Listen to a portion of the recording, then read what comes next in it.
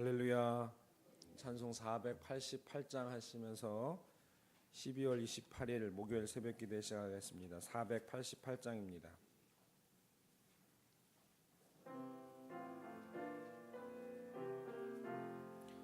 이 몸의 소망 무언가 우리 주 예수뿐일세.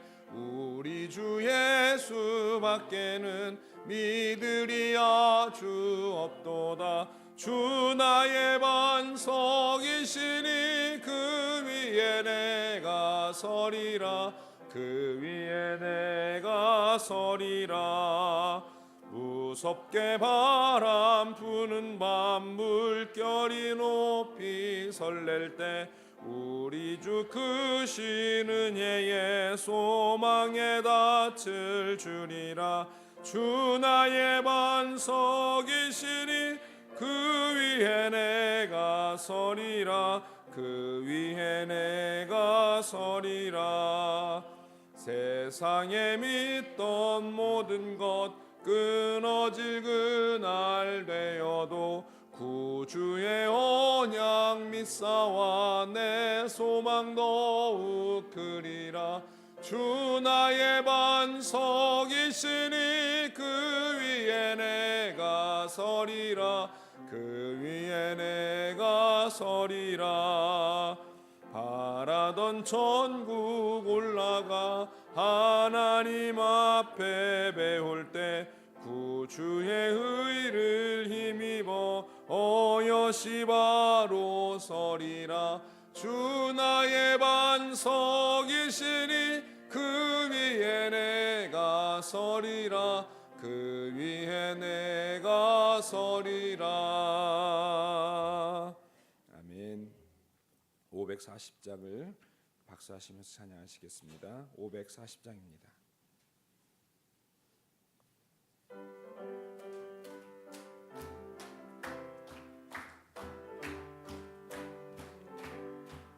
주의 음성을 내가 들으니 사랑한단 말일세.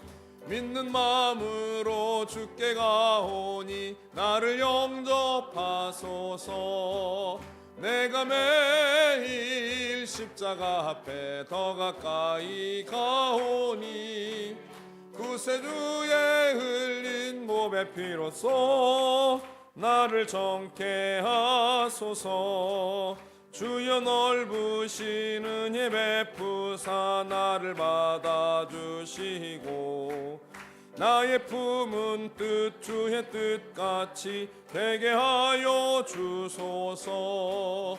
내가 매일 십자가 앞에 더 가까이 가오니 구세주의 흘린 몸의 피로써 나를 정케 하소서. 주의 보좌로 나아갈 때에 어찌하니 기쁠까. 주의 음구를 항상 배우니 더욱 친근합니다. 내가 매일 십자가 앞에 더 가까이 가오니 구세주의 흘린 몸의 피로써 나를 정케 하소서. 우리 구주의 넓은 사랑을 측량할 자 없으며 주가 주시는 참된 기쁨도 헤아릴 수 없도다. 내가 매일 십자가 앞에 더 가까이 가오니 구세주의 흘린 몸의 피로써 나를 정케 하소서. 아멘. 하나님 말씀은 여호수아 7장입니다. 여호수아 7장 1절부터 26절까지 말씀을 저와 함께 교독하시겠습니다. 이스라엘 자손들이 온전히 바친 물건으로 말미암아 범죄하였으니 이는 유다 지파 세라의 증손 삽디의 손자 갈미의 아들 아간이 온전히 바친 물건을 가졌음이라. 여호와께서 이스라엘 자손들에게 진노하시니라.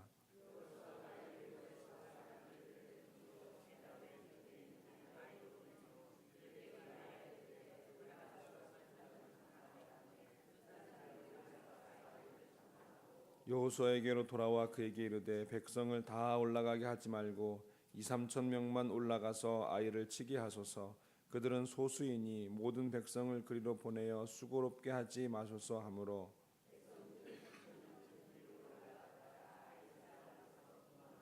아이 사람이 그들을 36명쯤 쳐 죽이고 성문 앞에서부터 스바림까지 쫓아가 내려가는 비탈에서 쳤으므로 백성의 마음이 녹아 물같이 된지라.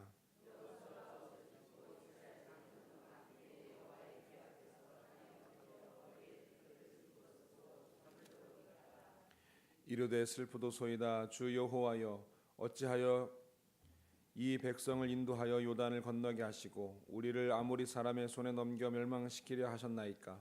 우리가 요단 저쪽을 만족하게 여겨 거주하였다면 좋을 뻔하였나이다.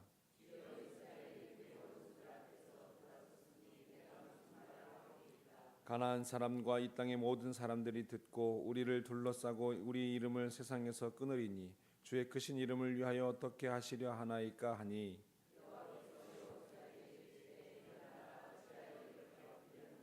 이스라엘이 범죄하여 내가 그들에게 명령한 나의 언약을 어겼으며 또한 그들이 온전히 바친 물건을 가져가고 도둑질하며 속이고 그것을 그들의 물건들 가운데에 두었느니라.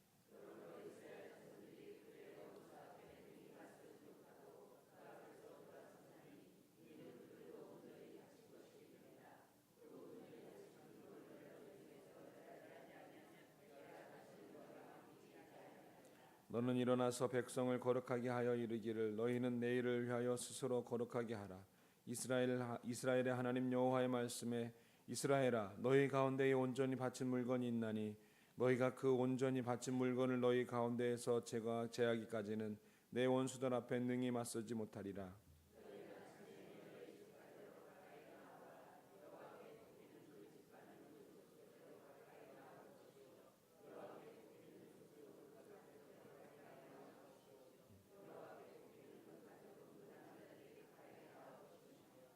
온전히 바친 물건을 가진 자로 뽑힌 자를 불사르되 그와 그 모든 소유를 그리하라. 이는 여호와의 언약을 어기고 이스라엘 가운데에서 망령된 일을 행하였음이라 하셨다 하라.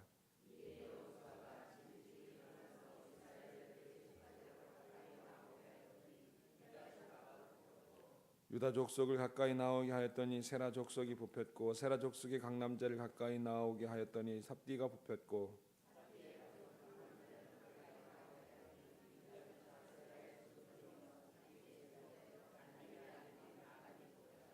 그러므로 여호수아가 아간에게 이르되 내 아들아 청하노니 이스라엘의 하나님 여호와께 영광을 돌려 그 앞에 자복하고 내가 행한 일을 내게 알게 하라. 그 일을 내게 숨기지 말라 하니,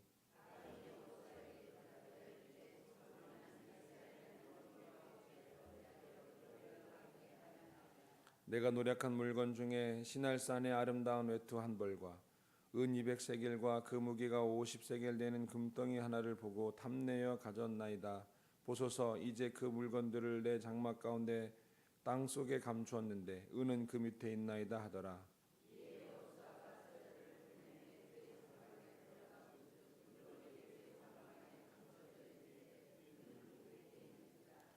그들이 그것을 장막 가운데서 취하여 여호수아와 이스라엘 모든 자손에게 가지고 오매 그들이 그것을 여호와 앞에 쏟아 놓으니라.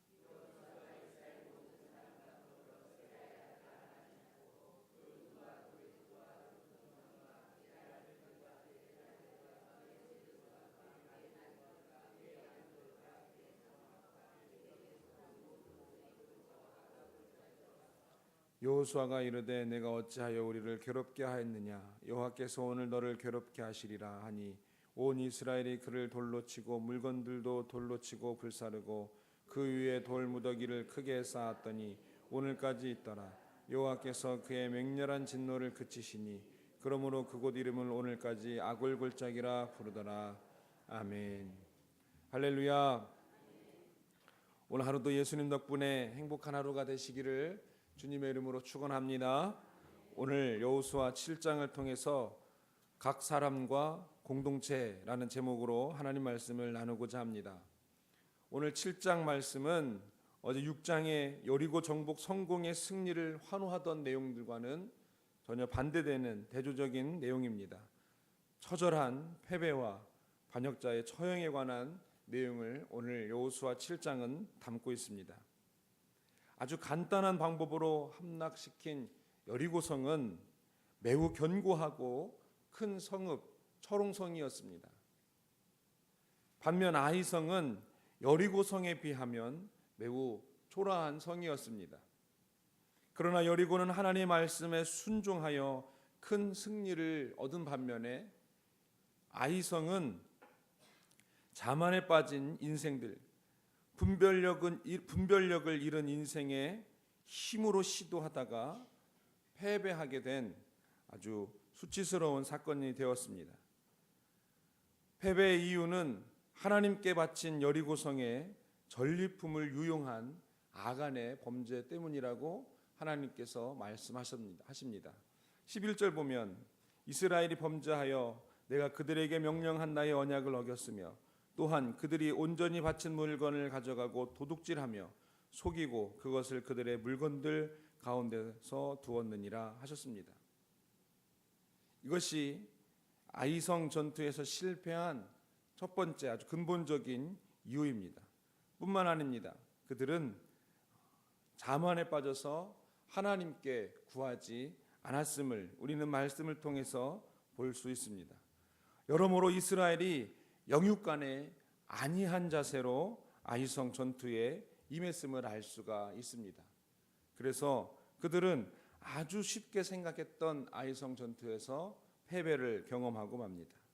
오늘 7장 내용을 좀 간단하게 정리를 해보면 먼저 1절부터 5절에서 아이성 전투의 패배를 기록하고 있습니다.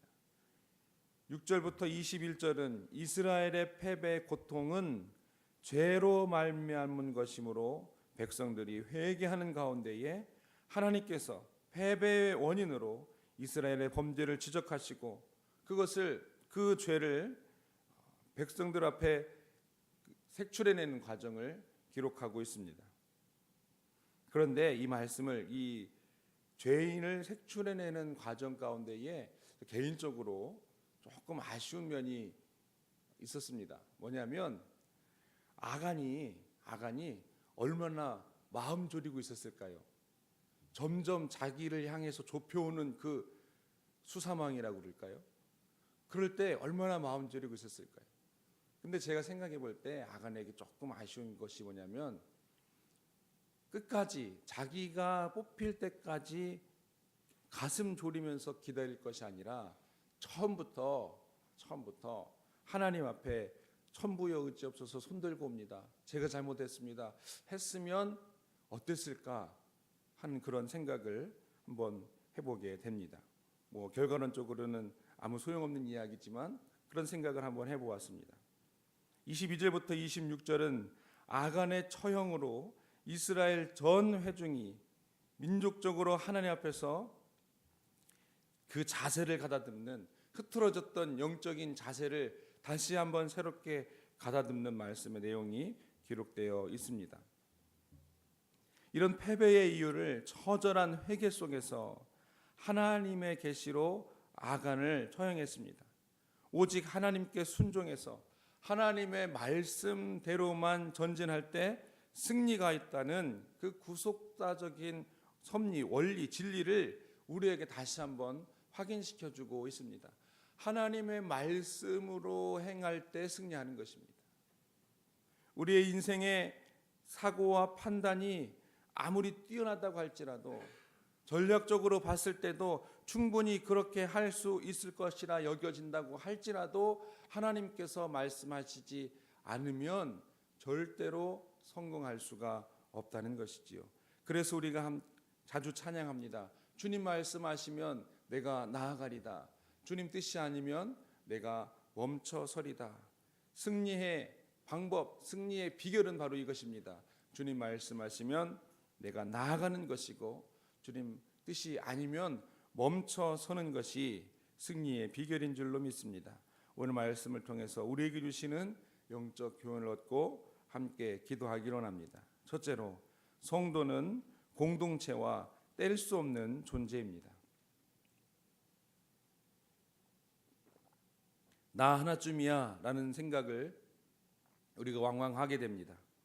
그러나 조금만 깊게 생각하면 결코 그럴 수가 없습니다. 나 하나쯤이야 라는 것 때문에 공동체가 무너지는 것을 보게 됩니다. 오늘 말씀이 그렇습니다. 아간이 이것쯤이야, 나 한 사람쯤이야 했다가 그 이스라엘 공동체가 큰 어려움에 직면합니다.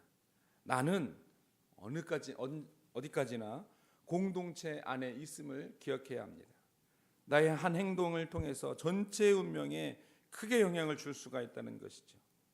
그리스도 안에서 하나된 교회에는 더 그렇습니다. 오늘 말씀에서 아간의 범죄로 인해서 이스라엘 전체가 실패하게 되는 사건이 일어납니다. 아간의 모습을 통해서 우리가 깊이 생각해 볼 문제가 있습니다. 우리 각 사람은 전체에 대해서 책임 있는 존재임을 기억해야 한다는 것이죠. 나와 교회는 하나님의 언약 백성이라는 하나의 아주 중요한 고리로 연결되어 있습니다. 나 하나쯤이야 하나는 영적인 아니함이 이 하나님이라는 하나의 이 고리를 훼손시킬 수가 있다는 것이죠. 아간 역시 이스라엘과 분리해서 생각할 수 없는 존재였습니다. 그런데 그가 개인의 사리 사욕에 눈이 어두워져서 지금 이스라엘 공동체를 어렵게 만들고 있는 것을 보게 됩니다. 자신의 과오를 통해서 공동체의 운명을 망각하고 여리고 성의 전리품 일부를 도적질하고 말았습니다. 성도는 하나님의 섭리 안에서 하나님의 백성이라는 공동체에 속한 사람입니다. 쉽게 말하면 성도는 교회를 떠나서는 생각할 수 없는 존재라는 것이지요. 구약의 이스라엘의 역사가 결코 한 개인의 탁월함만을 부각시키지 않고 있는 것을 우리는 기억해야 합니다. 그것은 개인의 탁월함보다 그 개인이 속한 공동체, 특별히 신앙 공동체를 하나님께서는 더 중요하게 생각하시기 때문에 그렇습니다. 위대한 신앙인이었다고 해도 그는 하나님 백성 중에 속한 한 사람뿐이라는 것입니다. 그래서 성도는 공동체의 온전함을 위해서 늘 항상 힘써야 합니다. 아간의 죄는 전체 이스라엘의 선교를 깨뜨린 것이었습니다. 개인 자기 한 사람의 선교를 깨뜨린 것만의 문제가 아니었던 것입니다. 하나님은 가나안 전쟁에 들어가기 전에 할례를 통해서 이스라엘이 하나님의 성별된 백성임을 기억하게 했습니다. 그리고서 공식적인 가나안 정복을 시작했다는 것을 우리가 말씀을 통해서 함께 살펴보았습니다. 그래서 여호수아 3장 5절에 보면 요단을 건너기 전에도 하나님께서 스스로 성결케 하라라고 말씀하셨습니다. 전체가 하나가 되어서 하나님의 약속하신 땅으로 들어가는 시기에 전체의 이 성결을 깨뜨린 아간의 탐욕이 큰 죄가 아닐 수 없었던 것입니다. 그래서 하나님께서는 한 사람의 불순종을 전체의 실패로 책임지우신 것입니다. 하나님께서는 역사를 이루어 가실 때 우리 각 사람 한 사람의 거룩함을 다 동원해서 아름다운 일치를 이루어 가시기를 원하신다는 것이죠. 이 광림제단에 수없이 많은 사람들이 있지만 한 사람 성도 한 사람의 선교를 통해서 이 광림제단의 이 공동체를 하나님께서는 이끌어 가시고 이어 가시기를 원하신다는 것이죠. 그래서 성도는 공동체에 대해서 나 자신의 책임을 다해야 합니다. 우리 각 사람으로 인해서 하나님의 공동체의 이 하나됨이 훼손되지 않아야 한다는 것이죠. 우리 자신의 말씀을 돌아보면서 하나님 안에서 하나됨을 이루어 가는데 쓰임 받는 한 사람 되시기를 주님의 이름으로 축원합니다. 둘째로 성도는 영적 긴장을 유지하며 살아야 합니다.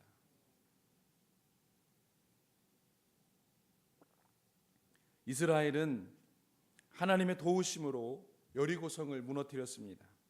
승리의 함성을 질렀으며 함께 기뻐했습니다. 그러나 그들은 아직도 많은 전투를 치러야만 합니다. 여리고성은 이제 시작입니다.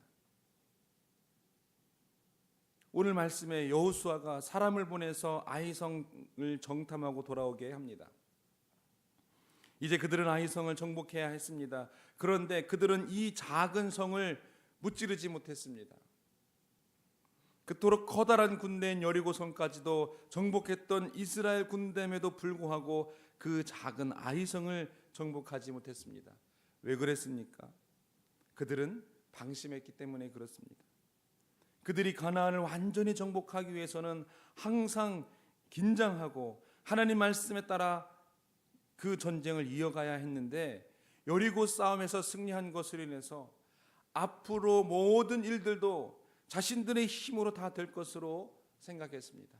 아이성쯤이야 하나님 잠깐만 계세요, 이거는 저희가 알아서 해볼게요. 그들은 왜 방심했을까? 여리고라는 큰 성을 상대로 승리한 후에 기세가 등등했습니다. 누구도 이길 수 있을 것 같았습니다. 무엇이든 할 수 있을 것 같았습니다. 자만이 방심의 씨앗이 된 것입니다. 여리고의 승리가 하나님께서 주신 것임에도 불구하고 그들은 마치 자신들의 것인 양 자만했습니다. 그리고 3절에서 이렇게 이야기합니다. 백성을 다 올라가게 하지 말고 2-3천 명만 올라가서 아이를 치게 하소서. 그들은 소수이니 모든 백성을 그리로 보내어 수고롭게 하지 마소서 했습니다. 우리 자신이 한 일이 잘 되면 스스로 우쭐하고 자만하게 됩니다.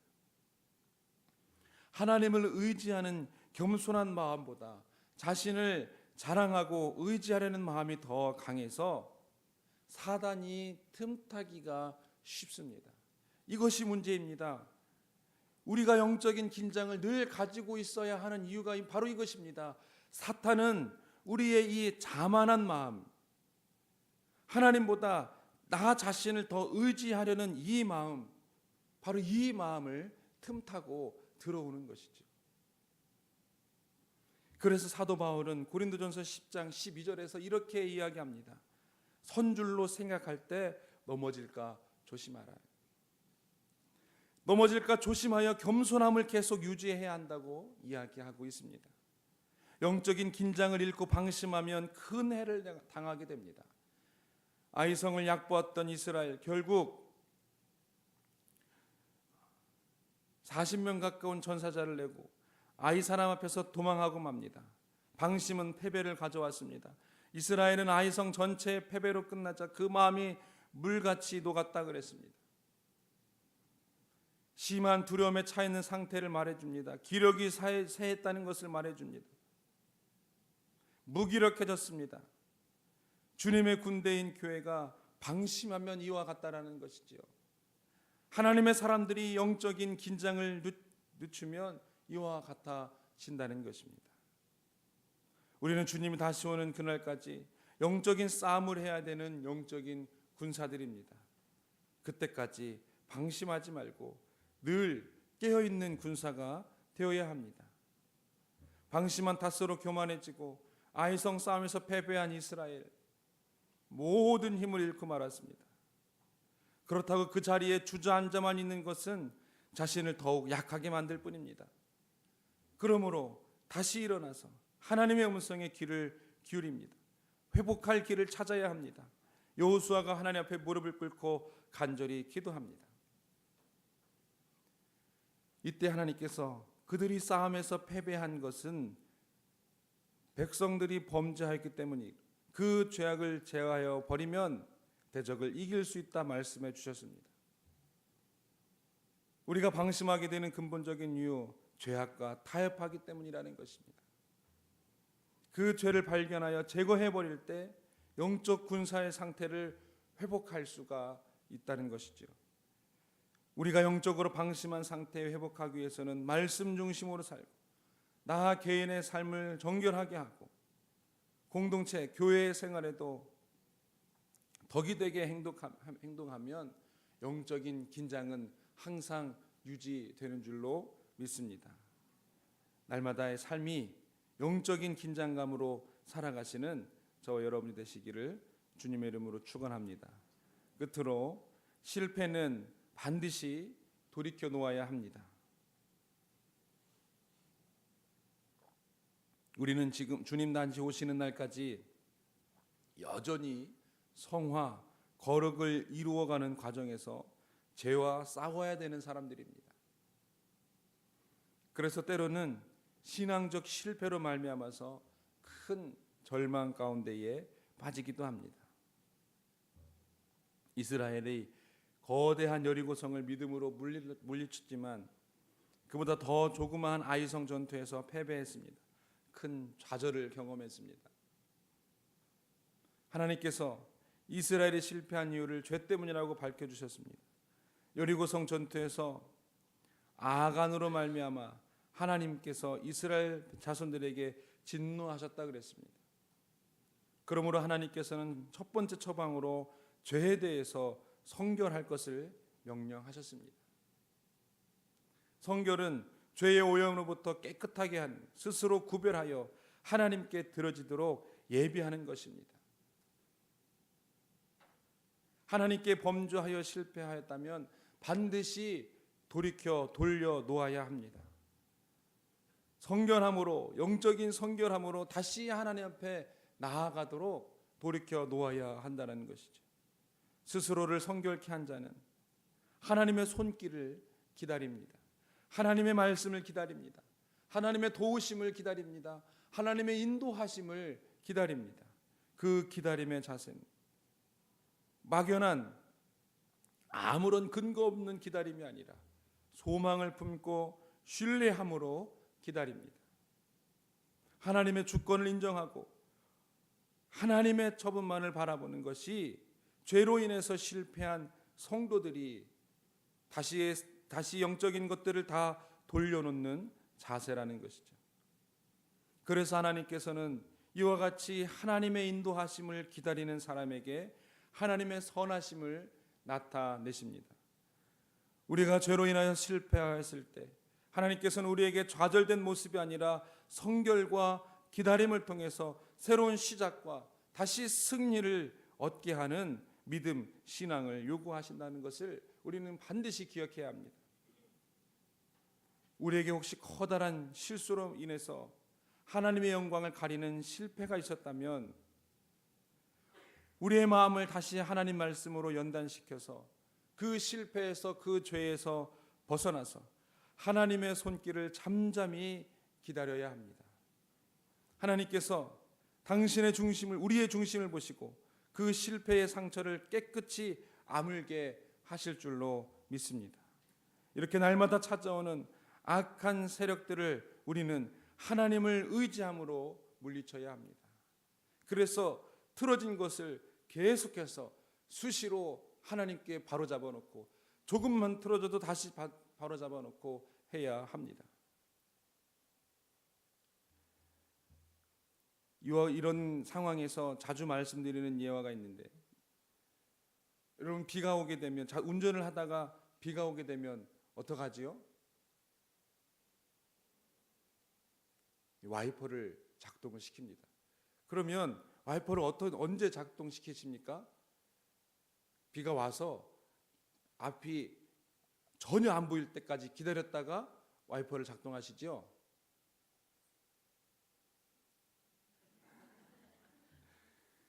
그런 사람은 아무도 없습니다. 비가 오기 시작하면 바로 작동합니다. 마찬가지입니다. 앞이 안 보일 정도로 죄악이 우리 눈을 가득 메웠을 때까지 기다렸다가 돌이켜 놓는 것이 아닙니다. 조금만 흐려지면 닦아내고 조금만 흐려지면 닦아내는 것입니다. 닦아내고 그래서 조금만 틀어져도 다시 잡아놓고 조금만 틀어져도 다시 잡아놓고, 그것이 바로 성도가 실패를 하나님 앞으로 다시 돌이켜 놓는 믿음의 자세라는 것이죠. 무엇으로 돌이켜 놓습니까? 하나님 말씀으로 돌이켜 놓습니다. 그래서 말씀은 캐논, 기준입니다. 말씀을 기준 삼아서 돌이켜 놓는 것입니다. 무엇으로 닦아냅니까? 난리야 이 땅에 오셔서 십자가에 못 박히실 때 흘리신 주님의 보혈로 닦아내고 닦아내야 합니다. 그래서 실패를 반드시 돌이켜놓고 하나님의 선하신 뜻을 기다리는 것이 바로 성도의 삶인 줄로 믿습니다. 하나님 감사합니다. 이 새벽에도 변함없이 하나님 앞에 나와 섰습니다. 하나님께서 우리를 축복하셔서 이 광림이라는 큰 공동체 안에